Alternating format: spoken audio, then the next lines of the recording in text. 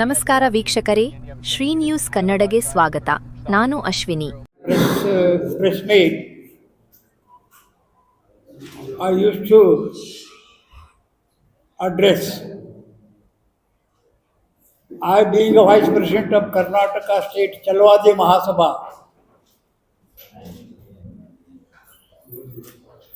wish to brief you the brief story of the Karnataka scheduled caste people. For thousands of years together, the SC community people in this country have been victimized, have been oppressed and suppressed by the so-called land-owning community in the country. So we are real victims of this oppression. That is why our Karnataka government in the state have brought this internal reservation just to uplift the scheduled caste people, particularly untouchables. So in that context,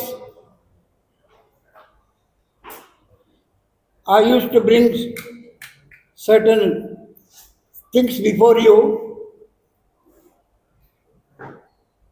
Some of the ಹೊರತಾಗಿ ಅಲ್ಲಿ ಯಾವುದೇ ಜಾತಿ ಆಧಾರದ ಮೇಲೆ ಅದನ್ನ roster fulfil ಮಾಡೋಂಥದ್ದನ್ನ ನಾ ಈ ಪತ್ರಿಕಾಗೋಷ್ಠಿ ಮುಖಾಂತರ ಹೇಳಿಕೆ ಬಯಸ್ತೇನೆ.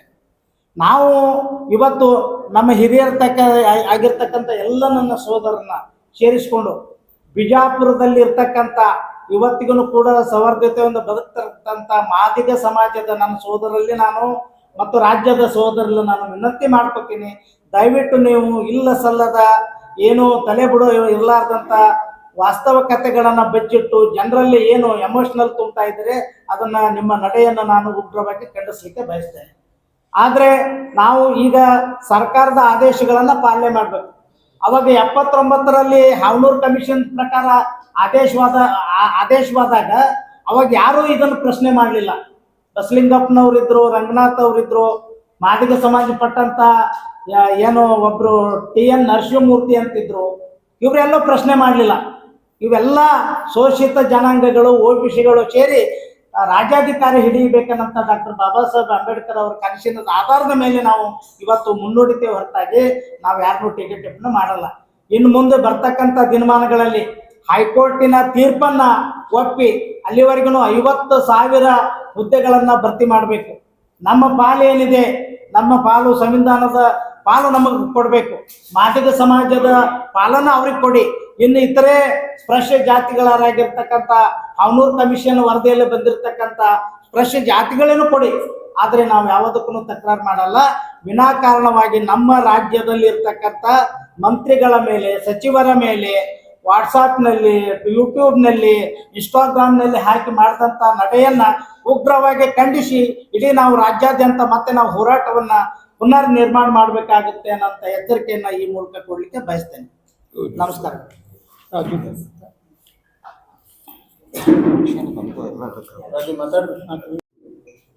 ಈ ಒಳ ಮೀಸಲಾತಿ ಮತ್ತು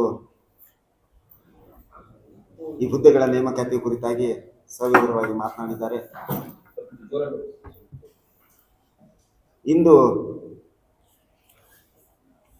ನಾವು ಸಾಮಾಜಿಕ ಜಾಲತಾಣಗಳಲ್ಲಿ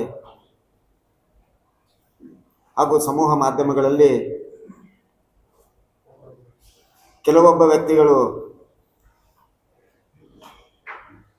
ನಮ್ಮ ಸಮುದಾಯಕ್ಕೆ ಸಂಬಂಧಿಸಿದ ಶಾಸಕರ ಕುರಿತಾಗಿ ಮಾತ್ರ ಟಾರ್ಗೆಟ್ ಅನ್ನು ಮಾಡಿ ಅವರಿಗೆ ಅಸಂವಿಧಾನಿಕ ಪದಗಳನ್ನು ಬಳಸುವುದರ ಮುಖಾಂತರ ಈ ಸಮಾಜಕ್ಕೆ ಒಂದು ಕೆಟ್ಟ ಸಂದೇಶವನ್ನು ನೀಡುತ್ತಿದ್ದಾರೆ. ಅದನ್ನು ಖಂಡಿಸುವ ಸಲುವಾಗಿ ನಾವು ಈ ಪತ್ರಿಕಾಗೋಷ್ಠಿಯನ್ನು ಮಾಡ್ತಾ ಇದ್ದೀವಿ.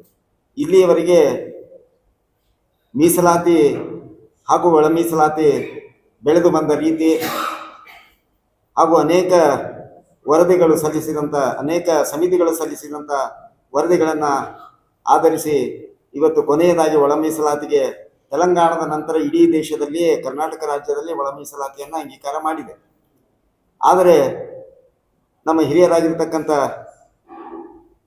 ಇಲ್ಲಿವರೆಗೆ ಮಾತನಾಡಿರ್ತಕ್ಕಂಥ ಅಭಿಷೇಕ್ ಚಕ್ರವರ್ತಿ ಅವರು ಹೇಳಿದ ಹಾಗೆ ಈ ರೋಸ್ಟರ್ ಬಿಂದು ಅಳವಡಿಕೆಯಲ್ಲಿ ಏನು 6 ಅಂತಕ್ಕಂಥ ಏನು ವಲಯ ತತ್ಸಂಬಂಧಿತ ಜಾತಿಗಳಿಗೆ 6%, ಮಾದಿಗ ಸಂಬಂಧಿತ ಜಾತಿಗಳಿಗೆ 6% ಅಂತಕ್ಕಂಥ ವಿಷಯದಲ್ಲಿ ಈಗ ಇರತಕ್ಕಂಥ ಈ ಒಳ ಮೀಸಲಾತಿ ಆಧಾರದಲ್ಲಿ ಈಗೇನು 56,000 ಹುದ್ದೆಗಳನ್ನು ಭರ್ತಿ ಮಾಡಬೇಕು ಅಂತಕ್ಕಂಥ ಉದ್ದೇಶದಲ್ಲಿ ಈ ರೋಸ್ಟರ್ ಬಿಂದುಗಳ ಪ್ರಕಾರ ನಮಗೆ ಏನು ವಲಯ ತತ್ಸಂಬಂಧಿತ ಜಾತಿಗಳಿಗೆ ಅನ್ಯಾಯ ಆಗ್ತಕ್ಕಂಥ ವಿಚಾರ ಇದೆ. ಇಲ್ಲಿ ನಾವು ಅನೇಕ ಅವಕಾಶಗಳನ್ನು ಕಳೆದುಕೊಳ್ಳುವಂಥ ಅವಕಾಶ ಇದೆ. ಅದಕ್ಕಾಗಿ ಅದರಲ್ಲಿರುವ ನ್ಯೂನತೆಗಳನ್ನು ಸರಿಪಡಿಸಿ ಮಾಡಬೇಕು ಅಥವಾ ಹಳೆಯ ಮೀಸಲಾತಿಯ ಪ್ರಕಾರನೇ ಇದನ್ನು ಮಾಡಬೇಕು ಅಂತಕ್ಕಂಥದ್ದು ನಮ್ಮ ಹಕ್ಕೊತ್ತಾಯ ಇದೆ. ಆದರೆ ಇದಕ್ಕೆ ಒಂದು ಅವಕಾಶವನ್ನು ಕೊಡಬೇಕು.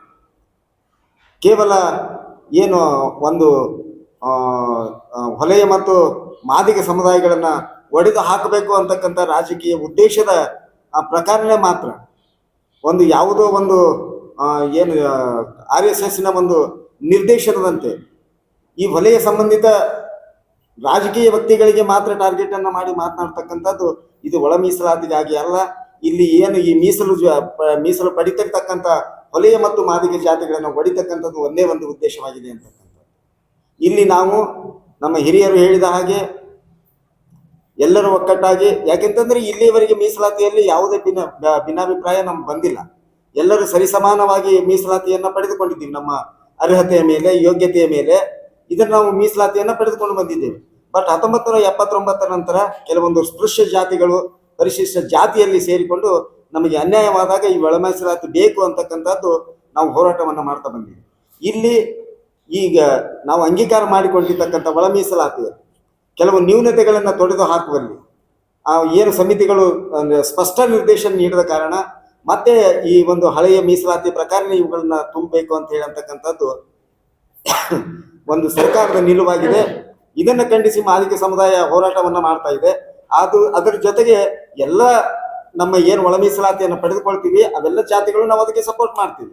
ಆದರೆ ಅಸಂವಿಧಾನಿಕ ಪದವನ್ನು ಉಪಯೋಗ ಮಾಡಿಕೊಂಡು ಈ ಒಂದು ಛಲವಾದಿ ಸಮುದಾಯಕ್ಕೆ ಸಂಬಂಧಿಸಿದ ರಾಜಕೀಯ ವ್ಯಕ್ತಿಗಳ ಮೇಲೆ ಗೂಬೆ ಕೂರಿಸ್ತಕ್ಕಂಥದ್ದು ಅಥವಾ ಏಕವಚನದಲ್ಲಿ ಮಾಡ್ತಕ್ಕಂಥದ್ದು ಇದನ್ನ ಮಾಡಿದರೆ ಮತ್ತೆ ಈ ಸಮುದಾಯ ಹೋರಾಟದ ಹಾದಿಯನ್ನು ಹಿಡಿಬೇಕಾಗ್ತದೆ ಅಂತಕ್ಕಂಥ ಎಚ್ಚರಿಕೆಯನ್ನ ಹಿರಿಯರು ನೀಡಿದ್ದಾರೆ.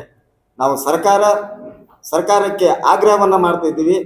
ನೀವು ಈ ನ್ಯೂನತೆಗಳನ್ನು ಸರಿಪಡಿಸಿ ಒಳ ಮೀಸಲಾತಿಗೆ ವಲಯ ಮತ್ತು ಮಾದಿಗ ಜನಾಂಗಕ್ಕೆ ಸರಿಸಮಾನ ಅವಕಾಶಗಳನ್ನು ಕಲ್ಪಿಸಿಕೊಡ್ಬೇಕೆಂದು ನಾವು ಈ ವೇದಿಕೆ ಮುಖಾಂತರ ಆಗ್ರಹವನ್ನ ಮಾಡ್ತೇವೆ.